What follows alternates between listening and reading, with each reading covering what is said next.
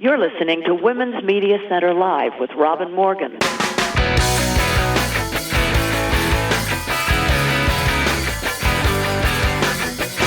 Welcome to Women's Media Center Live. I'm Robin Morgan.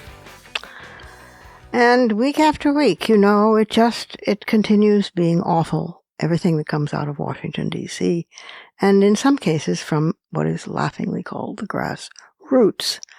Ready for mowing, I presume. So I don't know whether to cover that or ignore it. Can't ignore it, of course, but how do you cover that? Well, we have fighting words at the end of the program, and we're going to have some fighting words then, but we have some good news before then. Because, as you may have heard, medical abortion is now the go-to preferred means of pregnancy termination in this country. And that's because of tireless work by extraordinary women, activists, real people, plain people, ordinary people, just saying, not with my body, you don't. So, our guest today, my guest for the conversation, is Carrie N. Baker, and she is the Sylvia DeLugash Bauman Professor of American Studies and chair of the Program for the Study of Women and Gender at Smith College. She's an expert on women's rights law and policy, specializing in sexual harassment, sex trafficking, and reproductive rights and justice. She doesn't pick the easy ones. She has a BA in philosophy from Yale, a JD from Emory University School of Law, and an MA in 1994, and a PhD in 2001 from Emory University Department of Women's Gender and Sexuality Studies. She is the co-founder and former co-director of the 5-college certificate on reproductive health, rights, and justice.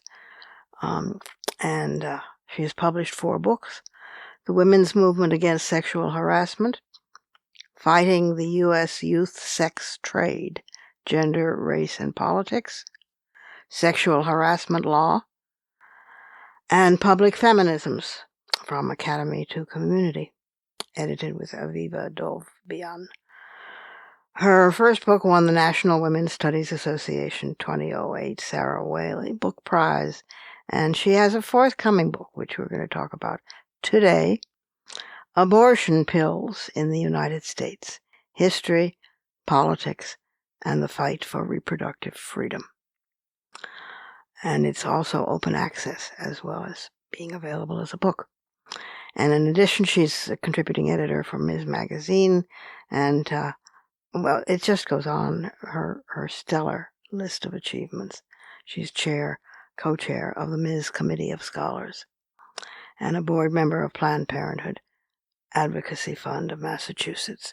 And it's my great delight, after this short break, to present her, Carrie Baker. But first, we have to take a brief pause, and then I'll be right back with her.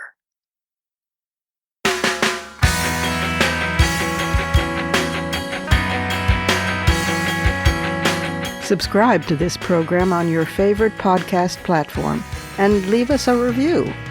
Follow us on Twitter at WMC Live, like our Facebook page at facebook.com/WMC Live, and visit us at WMCLive.com for more information about our show and our guests. You're listening to Women's Media Center Live with Robin Morgan.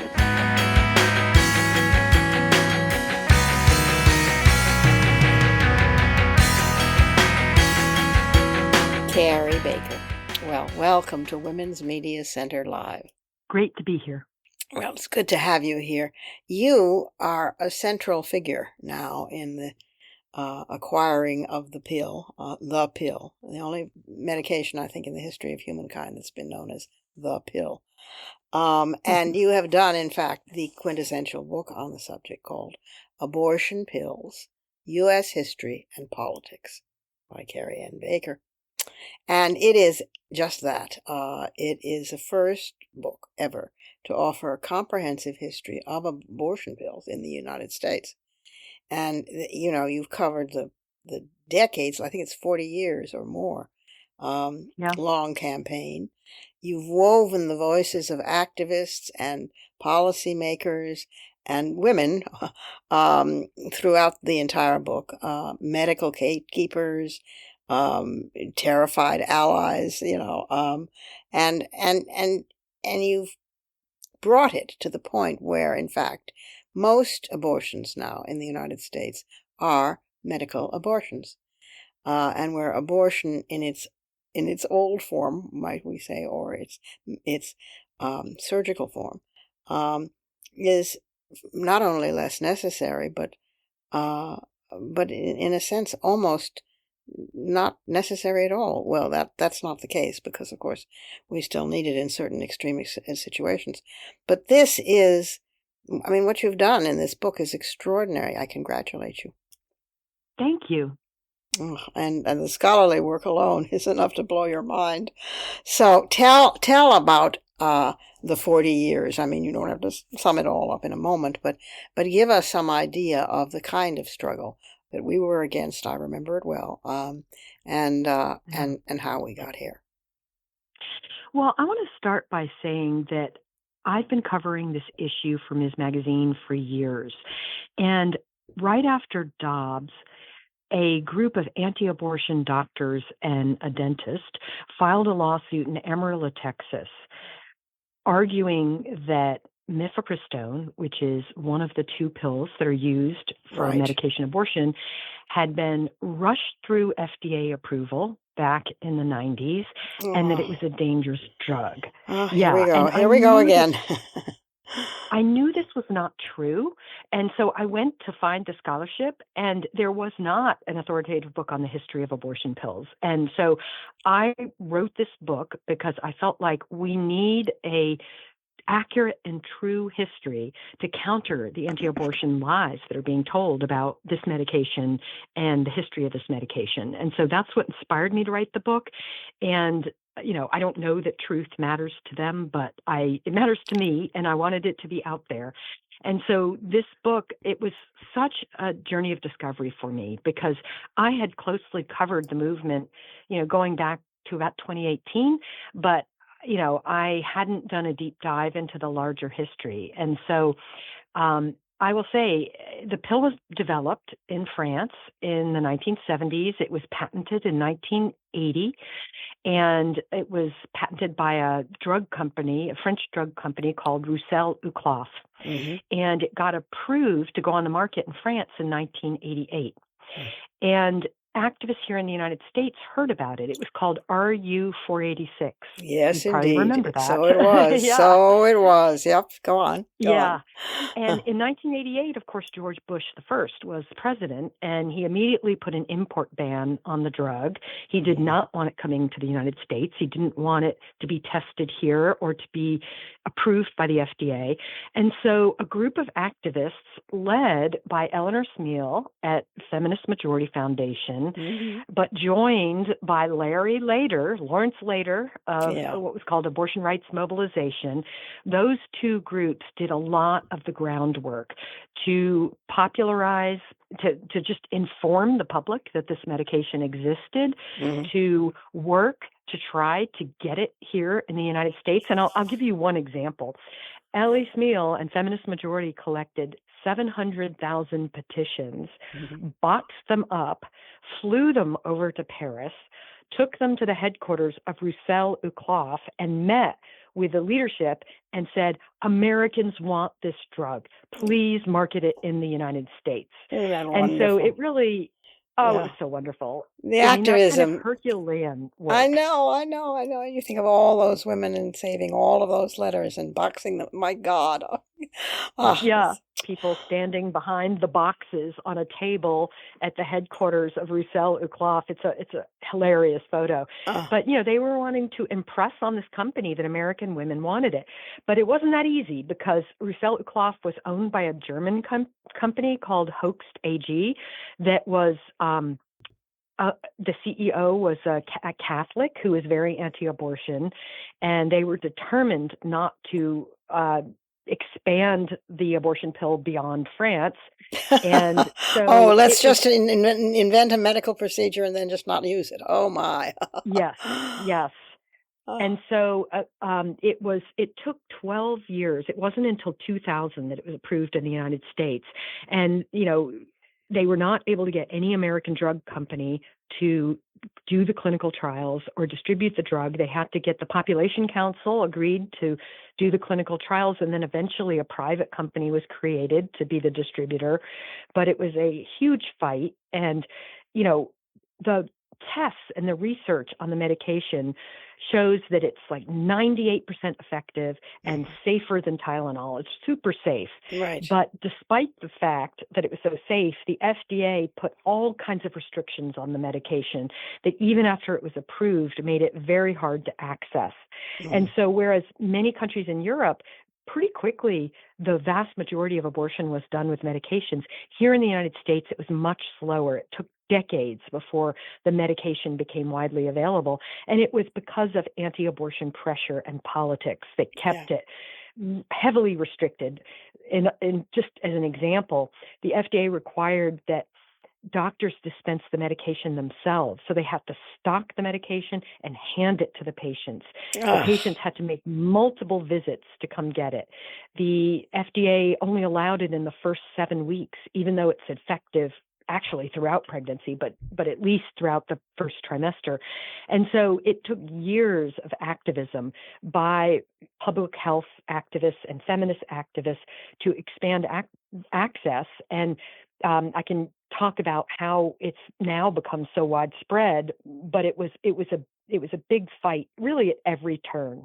The medication should be available over the counter. It's that safe. It's safer than Tylenol, but it's so restricted because of anti-abortion opposition. It has been a pitched battle every single step of the way. Excuse me. It is amazing. I mean, we always knew it would be hard, and it would be maybe the last depression to go. Oppression, not depression. Well, depression too.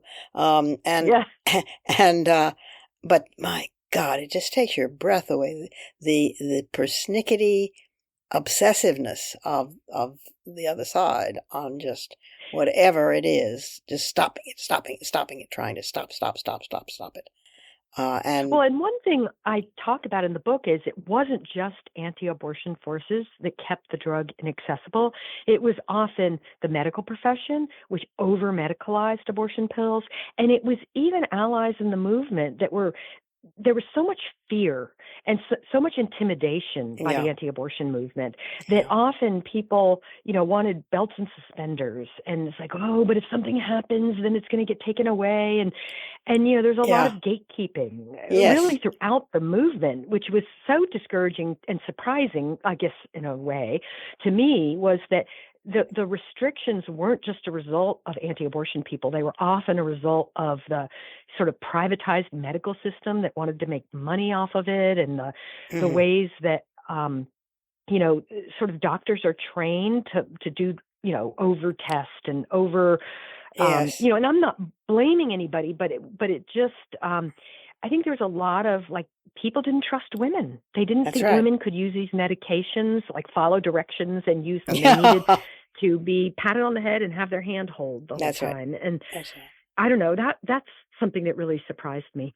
Yeah, and also you're seeing an echo of that, or something approaching an echo of that, even in the way that people are dealing with Trump and anti-democracy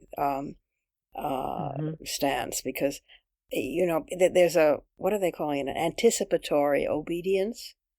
Yes, where people absolutely. where they don't even wait for the mandate to come down. They begin to cave. Well, as you saw Silicon Valley all lined up at his inaugural. They didn't need to be doing that. Just think of what would have happened if those magnates, if Bezos and Zuckerberg, and if they had all taken an opposite position. I mean, just think of the effect that would have had. But instead, you have people rushing to say, oh, I don't think so. No, no, no, we can't do that. We can't, and stay on what they perceive as the safe side, although it's not in terms of history. Um, Totally not. or medical science in this case. This is not a matter of opinion. This was a matter of science, I mean, Yeah. my God, it's incredible. And the women, I feel like so often people are so rule abiding, and there's, the other side's throwing spaghetti at the wall all the time. And yeah, we like comply in advance, and we anticipate yes, what their objections might be and then don't do things based yes, on that. yes, And yes, I don't know, I feel like we need to be more courageous. And actually, the book is very much the story of some activists who were really courageous. People like Francine Coito or Beverly Winikoff or Elisa Wells at Plan mm-hmm. C, which is an organization that early on realized that abortion pills were going to be absolutely key as restrictions increased and Roe was overturned. Back in 2014, they created this organization to begin to find ways to get pills in hands through telemedicine and outside of the medical system. Right. And that's been a lifesaver post Roe. I mean, To in bring the 2020, news of the availability to women. That in effect is Plan C. It's absolutely. a form of organizing. Uh, ah, Absolutely. And just getting them the information, getting them the avenues so that they can access the medication, find the support that they need. right. And, so I was going to say in 2020, we had about 930,000 abortions in the United States. After Dobbs, close to half of states banned abortion. Today, or I should say last year, 2023, we had 1,037,000 abortions.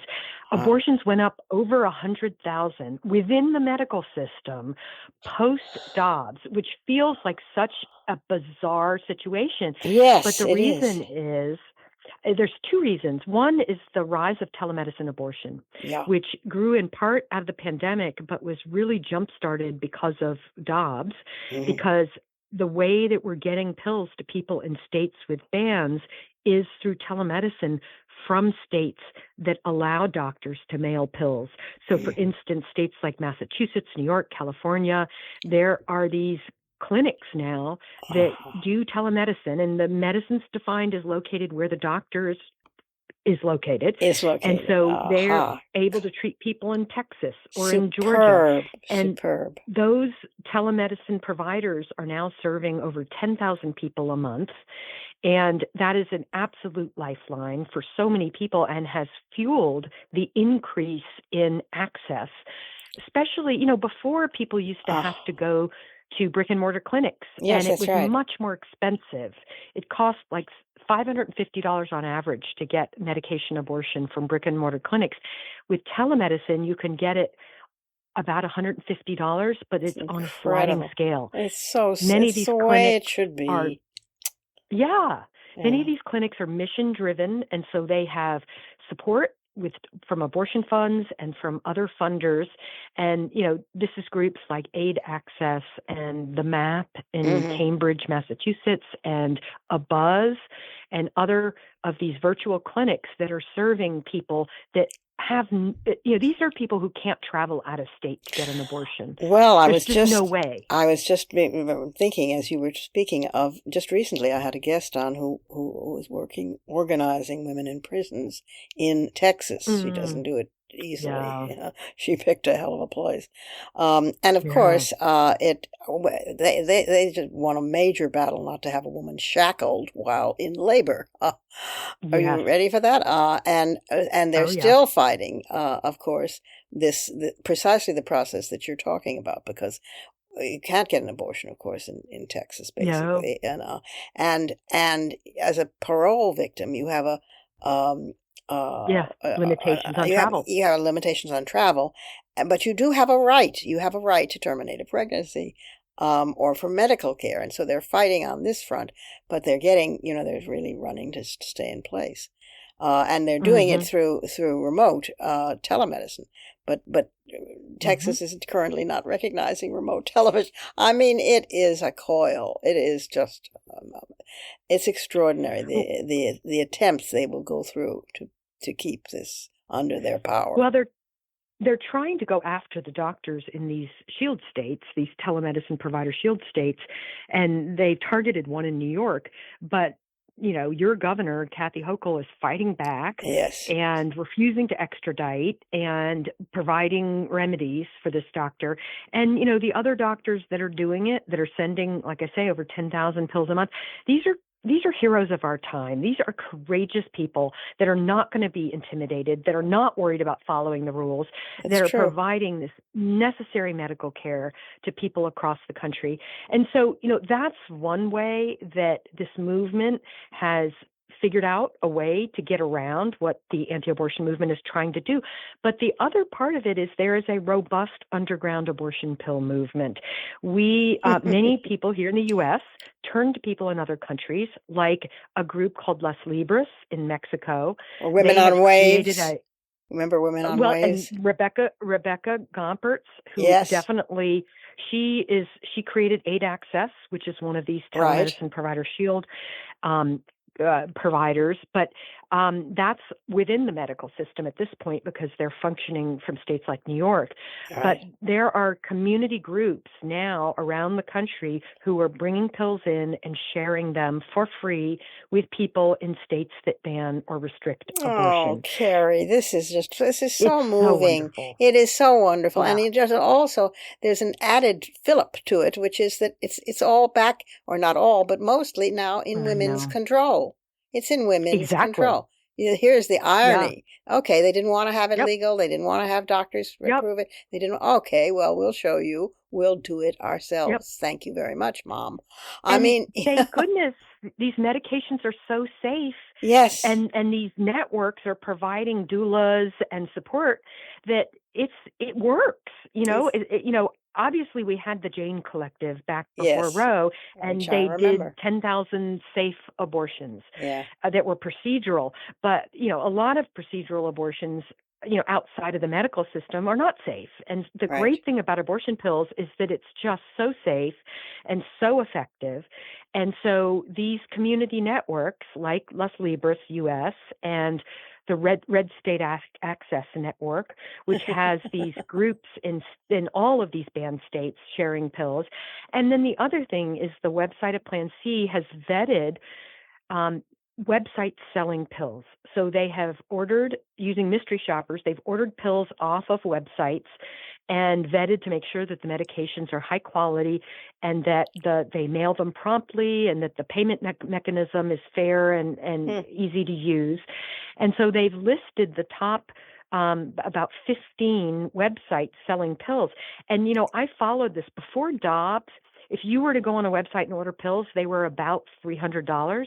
And since Dobbs, demand has gone way up, so the price point has steadily dropped. And now you can get them for about $39. Oh, my God. Isn't that amazing? Yep. Isn't that amazing? And it is really and they showing come them within a few days. Oh, it's fantastic. Yeah. And none of this, neither the community networks nor the websites, sales are counted within that 1,037,000. So one point I make is that actually, in some respects, women have more access to abortion now than they did before Dobbs. Yes. In part because of what Dobbs inspired. Dobbs inspired women to take control, to take it into their own hands and get the pills to other women's hands. And it's a story. It's an inspiring story. Now, there are risks. This is not ideal. Not everybody wants to, have a medication abortion through telemedicine. They would like to maybe go into an office and see a provider. But I will say they don't have to cross picket lines and be yelled at by religious fundamentalists saying they're going to hell. And they can do it from the convenience of their home. They don't have to drive hours. They don't have to find childcare and take time off from work. They can literally go on a website through their phone or on their computer and fill out a form and get the medication within days, and often for free or for very little. Yeah. And so it really has been a abortion healthcare revolution that has been inspired by this anti-abortion backlash. I'm so glad we're doing this because I feel we need to get the word out more on it. I mean, many women still regard it as a fallback, a second level if you have to and you can't, and you're in a state without laws that permit you to do what you're naturally permitted to do. That this is, you resort to this, and I think it's a marvelous choice. I mean, I think you've done a The real research, service in this yeah, book. the research on people who have used medication abortion with telemedicine shows that they often prefer it significantly because of things like privacy, convenience, Right. affordability. Right. And a lot of providers are now providing medication abortion advance provision. So people are thinking of it as like, you have ibuprofen in your medicine cabinet. If you Of have asthma, course. you have an inhaler, or, you might have, indigestion medication. Yeah. Keep some abortion pills in your if you miss period, you don't even need to actually have a pregnancy test. If you don't want to know whether you're pregnant, you just want your period back, you can take these medications. Right. So that's called missed period pills. Some people are using them, particularly people who feel stigma around abortion. They just want their period back. They take missed period pills. Of So there's course. really a lot of innovative thinking and a lot of researchers have been absolutely critical to this revolutionary movement who have My shown God. these different ways of using these medications. I am so proud. I'm sitting here with a big grin on my face because I'm so proud. I'm so proud of my movement, and I'm so proud of you for Yeah. getting all of this in a book. I mean, my God, and it has open access. Yeah, it's open access. And this is just incredible. It's been a 4-decade long fight to free abortion Yeah.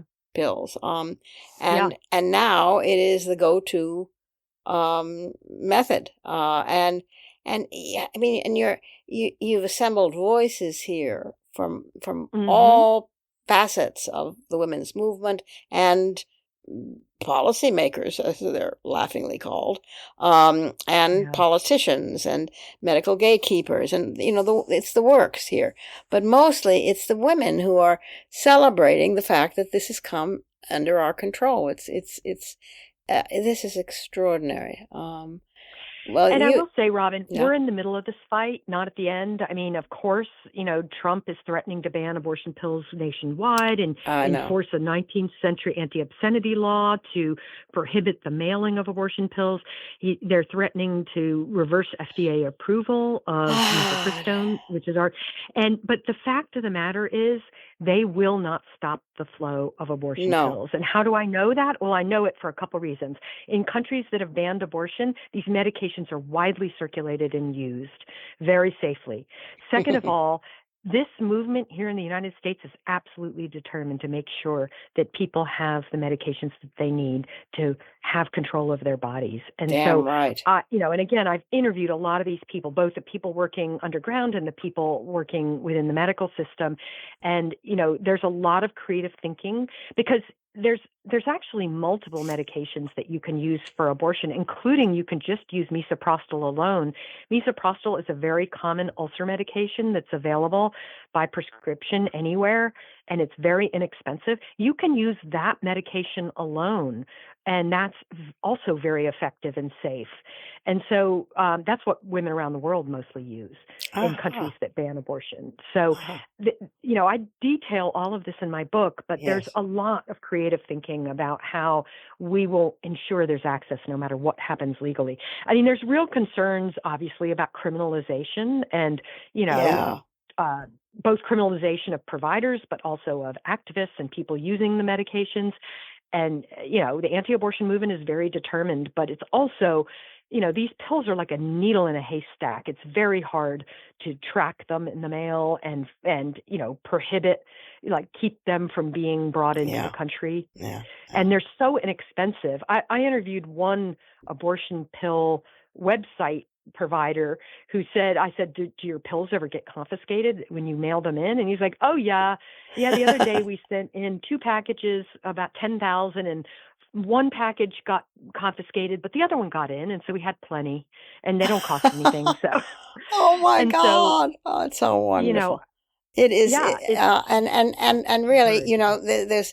there's two aspects to it at least. I mean, one is the thing itself, which is a miracle, but the other is getting word of the miracle out to enough people, which Yes. is where you come in and where this book comes in. It is dynamite, and you are a gem. You are a walking font of knowledge. And I'm very grateful, not only for your doing this book and all the other ones that you've done, but and your presence in Ms., which is also my presence in Ms., and Thank you, we're all in Robin. there together.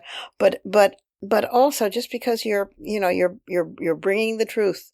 You know the old joke of Yeah. the truth will set you free, but first it's going to Yes. piss you off Piss you first, off. and it's going to Exactly. and this the old news on this really pissed us off. And when I heard Mhm. they were coming after medical abortions, I thought, oh God, here they go. Yep. But it doesn't matter because Women are determined, though. Carrie You can't Baker's on the you case. can't stop them. Yeah. No, you're absolutely right. Well, bless you and thank you, Carrie, for everything that you do. And keep doing it and keep writing these wonderful books. The book is called Abortion Pills, and it's U.S. history, politics, and politics. And it has all this wonderful information in it. So run, do not walk. And it's open access, too. So there's that. So take care. Thank you so much for being with us on Women's Media Center Live. Thank you so much, Robin. I appreciate it. We need to pause for one last break, but then I'll be back directly, and I'll have some fighting words.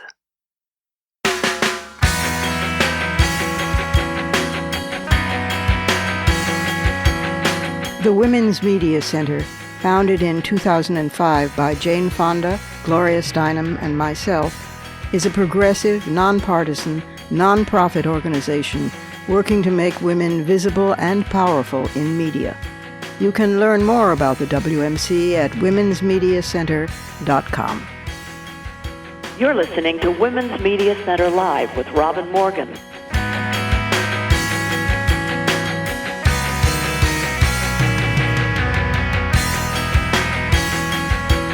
100 days. Those can be fighting words.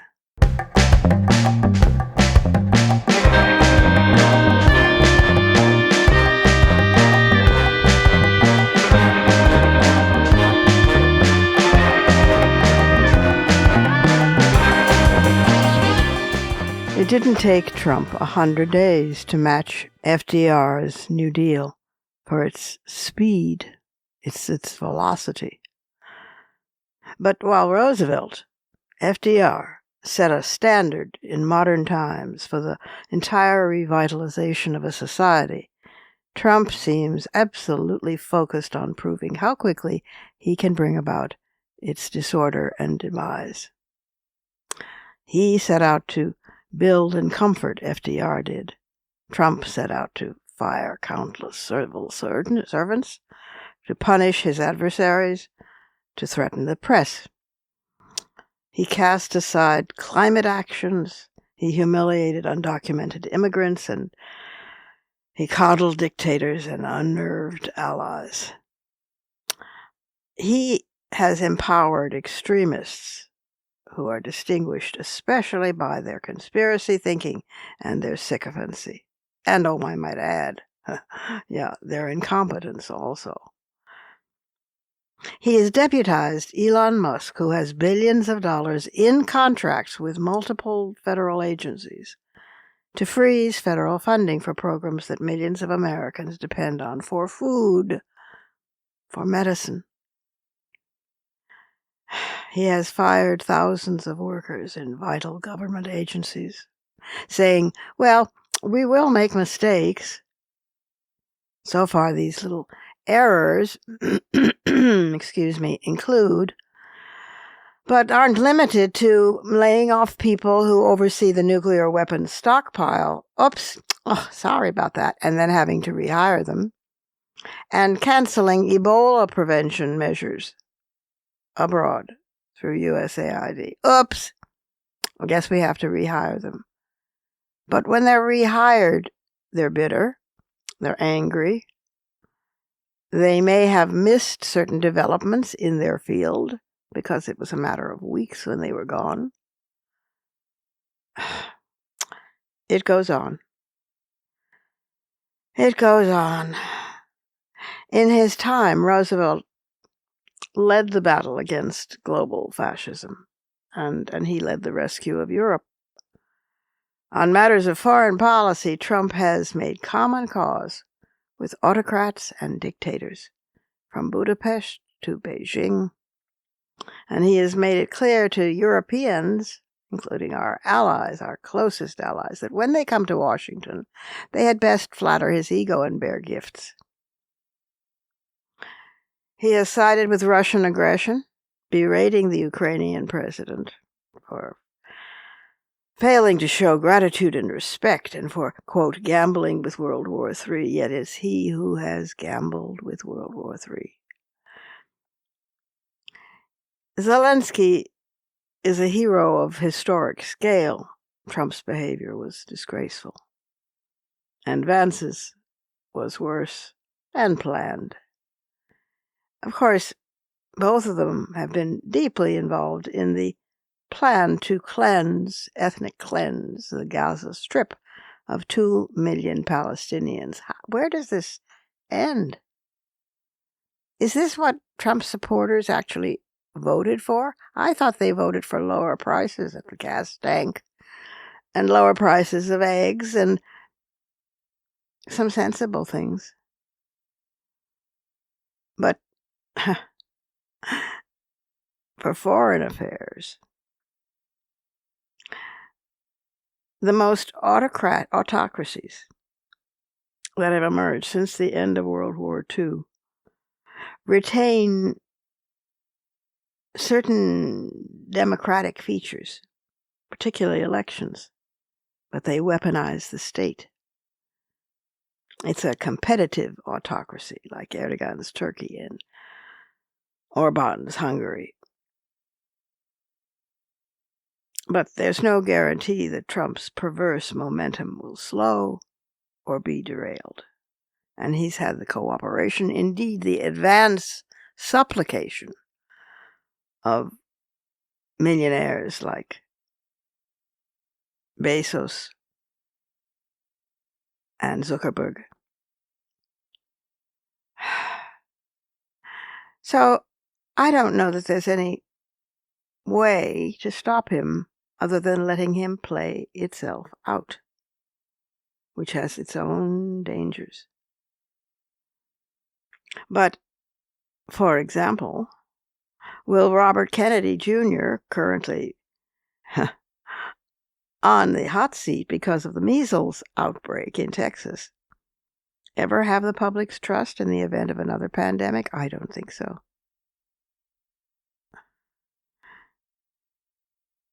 It goes on. The politicization of the law, the weaponization of the state. And if we're not to let it play itself out, let him overreach, let him overdo, what are we to do?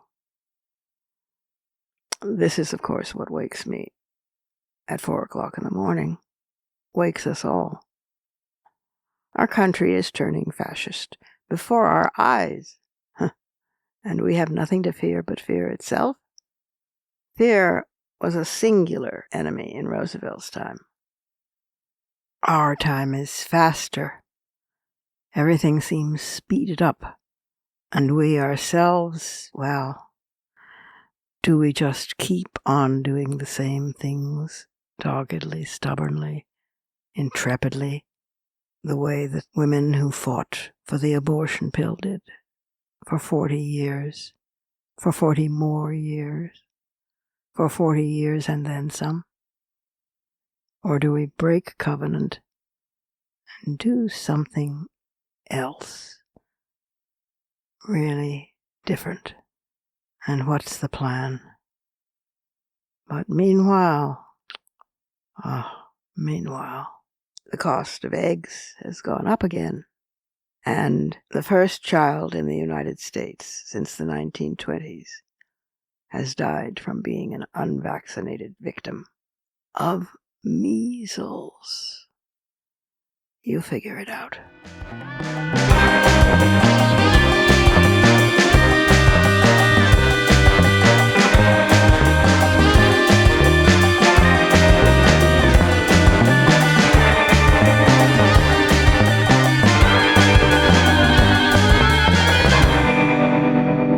And that's our show for this week. You can follow me on social media at The Robin Morgan. You can check out my blog at robinmorgan.net, and you can find my new novel, Parallax, and my just-out new book of poems, Harvesting Darkness, wherever books are sold.